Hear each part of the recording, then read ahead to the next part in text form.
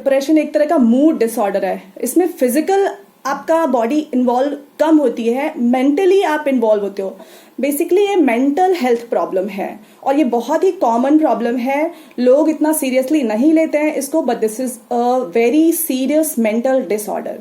बहुत सीरियस ये डिसऑर्डर होता है। अभी ये क्या होता है कि जिसको भी डिप्रेशन है उसके मतलब उसकी फीलिंग्स चेंज हो जाती हैं, उसकी थिंकिंग चेंज हो जाती है, द वे वो किस तरह से वो एक्ट कर रहा है, किस तरह से वो बिहेव कर रहा है, वो सारी चीजें चेंज हो जाती हैं जिस भी इंसान को डिप्रेशन का प्रॉब्लम है। और जिसके भी और क्या होता है, ये बेसिकली क्या होती है कि एक परसिस्टेंस मतलब बहुत लंबे समय से एक आपको सैडनेस की फीलिंग होती है, किसी चीज में कोई इंटरेस्ट नहीं आता है, और मतलब इवन हॉबीज जो होती है इंसान की उसमें भी उन्हें इंटरेस्ट नहीं आता है, उनको स्लीपिंग का भी प्रॉब्लम हो सकता है। तो इस तरह की सारी चीजें आती है और बहुत ज्यादा इफेक्ट होती है उनकी भूख, मतलब उनकी एपेटाइट लेवल चेंज हो जाता है।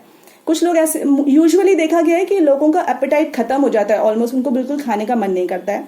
कुछ ऐसे लोग हैं जो ज्यादा खाने लगते हैं, बट यूजुअली ये होता है कि बहुत कम भूख नहीं लगती है, ना के बराबर लगती है, जिनको डिप्रेशन का प्रॉब्लम है। तो अभी ये समझना इंपॉर्टेंट है कि डिप्रेशन के फेज में हो क्या रहा है।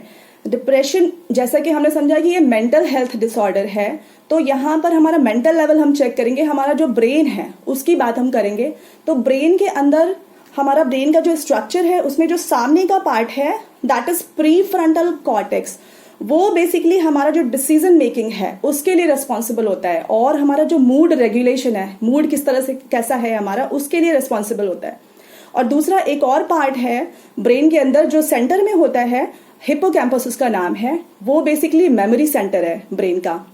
तो ये दोनों इस केस में डिप्रेशन के केस में अफेक्टेड होते हैं। इन दोनों का साइज जो है वो श्रिंक हो जाता है। अगर किसी को लंबे समय से डिप्रेशन का प्रॉब्लम है तो उनमें अगर आप कराओ, उनका सीटी स्कैन वगैरह कराते हैं अगर, तो उसमें आप यू कैन सी कि हाँ उनका जो साइज है वो इन पार्ट्स का श्रिंक हो जाता है।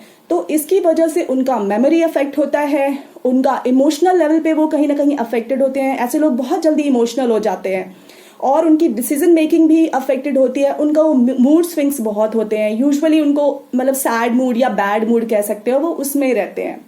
उसके अलावा और क्या होता है, एक तो जो लंबे समय से क्रॉनिक स्ट्रेस का जो फेज है उसमें क्या हो रहा है कि कॉर्टिसोल रिलीज हो रहा है, मतलब स्ट्रेस हार्मोन रिलीज हो रहा है।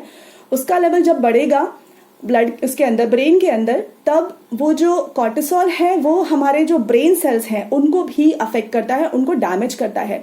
वहां फ्री रेडिकल्स बनते हैं, वो फर्दर ब्रेन सेल्स को अफेक्ट करते हैं, उनको डैमेज करते हैं। और उसके अलावा जो न्यूरोट्रांसमीटर्स हैं ब्रेन के अंदर, 3 जो मेन न्यूरोट्रांसमीटर्स काम करते हैं, आपका सेरोटोनिन, डोपामीन एंड आपका नॉरएपिनेफ्रिन, ये तीनों जो ब्रेन सिग्नल्स भेजने के काम आते हैं, ट्रांसमिशन में जो सिग्नल का यहां से वहां सिग्नल्स जो जाते हैं, ये 3 मेन केमिकल, इनको बोलते हैं केमिकल मैसेंजर, ये उसका काम करते हैं। तो बेसिकली इनका लेवल भी वहां पर कम हो जाता है जब जिन लोगों को डिप्रेशन का प्रॉब्लम है। इसके अलावा हम बात करेंगे कि किस तरह से, उसके अलावा इन्फ्लेमेशन भी होता है ब्रेन में, कई बार इन्फ्लेमेशन भी होता है डिप्रेशन के केस में। तो ये अलग अलग चीजें हैं, अलग अलग चेंजेस हैं दैट यू कैन सी जिसको भी डिप्रेशन का प्रॉब्लम है।